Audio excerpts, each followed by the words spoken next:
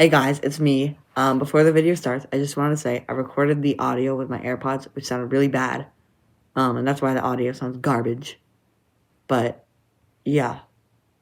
Hi guys, I wanted to make a video about how I make assets, because a lot of people ask me to make assets, and a lot of people just don't know how. So I wanted to make a video just showing how I do it. I have this circle here. And if you see, there are these little parts next to it that get like sort of whiter and whiter. If I hide the background, you can see that these aren't fully like opaque, like they're kind of transparent a little. You're probably thinking, why are you telling me this? Well, if you try to fill in like a circle with this, how you would do this in Procreate, you go to the select tool, then press on automatic, and then drag until, you can zoom in, drag until it's all selected, so it's at 99.8%. And then you can go to, then you press the like mouse tool, and then drag it off. And then once I fill it in, look, it's completely normal. If I try to select this, it's like one color, one solid color. That you can't do on Flip Clip though. My second tip is that I never use gray, like this. See this gray? I never use that. I'll use something like I'll sort of put it in this like blue range. Like if I'm doing metal or something similar to that in like a gray shade, I'll usually have it like slightly saturated, like around 15% or something like that. And I use like this color. This is just more appealing to me, and I just think it looks better. So this is Soccer Ball's asset. You can see it's all like blue. Like everything's a bit blue. This especially, it's very saturated here. And then, so yeah. But if I desaturate, this is what it looks like. Now comment which one of these is more appealing to you. The left or the right. Some people might say this, but I like this one better. I also never have my saturation at like completely full, so I'll never do like that. I'll have it like here or something. Okay, so my next tip, which I think this one is maybe the most important over all the ones I'm going over today. When you're shading, make the color, change the actual like color. So if you look, the top row, this is the hue, so it's at 222. That's like a random color that I came up with. See, if you look on this one, they're both the same 222. Now you can probably see this one just looks a lot just sadder, and then this one looks like very vibrant. And that's not because I saturated it more or anything. It's, these two colors are exactly the same. It's these ones. So if you look at this, if I go from this color to this color, I only make it darker. But if I do this one, I make it darker and I make it a bit bluer. If you're shading, you want things to be closer to blue. So like red becomes sort of this color when you're shading, and then like purple will become blue, green becomes cyan. And then when you're shining, like for this part, if I go from here to here, it becomes a bit like cyaner. And the outline is also like closer to blue. So for this, it's all 222, and this we go 222, 233, and then 250. Anyway, so that's I think really important. It makes your assets look just a lot better.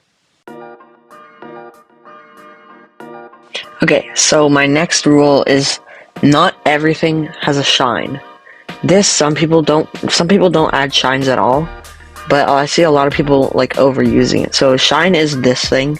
This, I don't really know what material this is, but just pretend it's shiny. This is my like the same ball from the last diagram or whatever. See, mug is made of glass, which is a shiny material, so I have this, like this part right here, which is shiny, the shiny part. But if I look at bone, there's nothing. I would put it like here if I were to shine it. But bones, I mean, I haven't like seen them. Okay, I have a better example. So if you see on crayon, if you look at the wax part, it has the shine here. It has it here. This is also how I always shine. It has it here. It has it down here too. But if you look at the paper part, it's not shined at all. And that's because paper isn't shiny.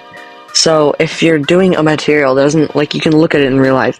If it's actually shiny, it's usually things that are very smooth. That's basically always what it is, actually. But yeah, if it's shiny in real life, then add the shine. If it's not, then don't.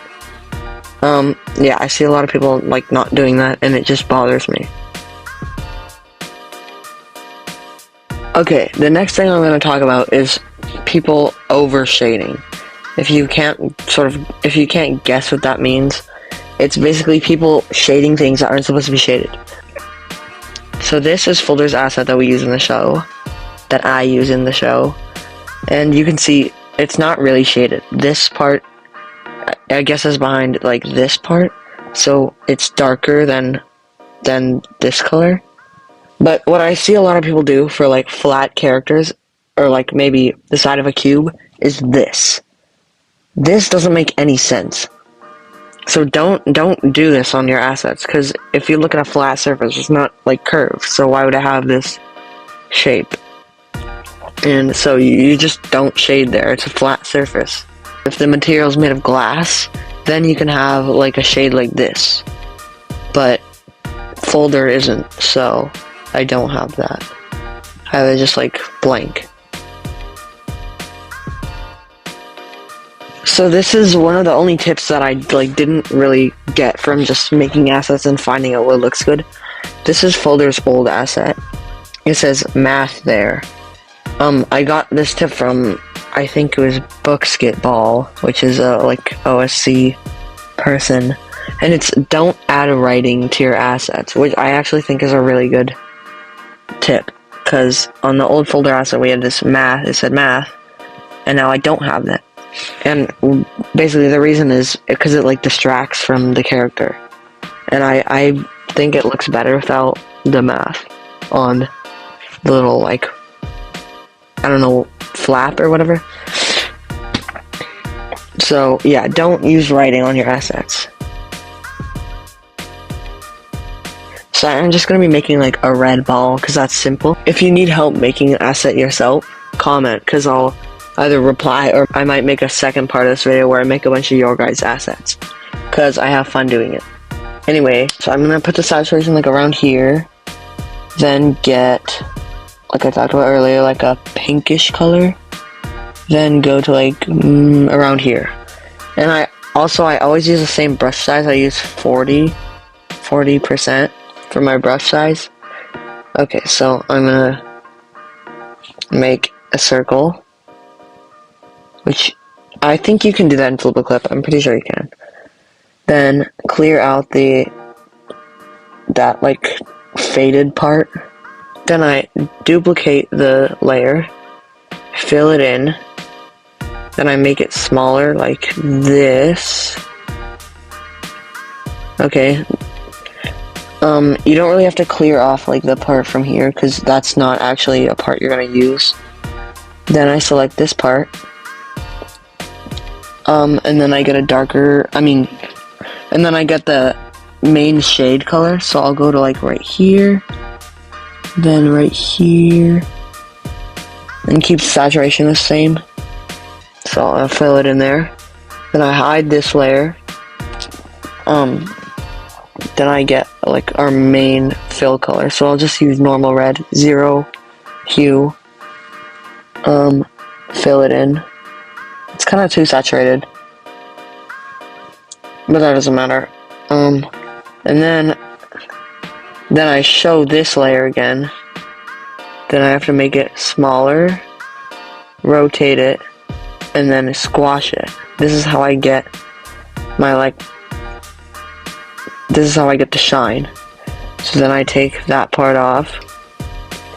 Okay, so then I take this color, make it a lot brighter, desaturate it. You only desaturate for the shine, by the way. and then I make it a bit oranger, closer to yellow. And then I fill in the shine, and boom, that's the asset. Wow, that's so cool. So yeah, that's the full tutorial. Comment any assets you want me to make, or if you just need help with it, I can give you tips.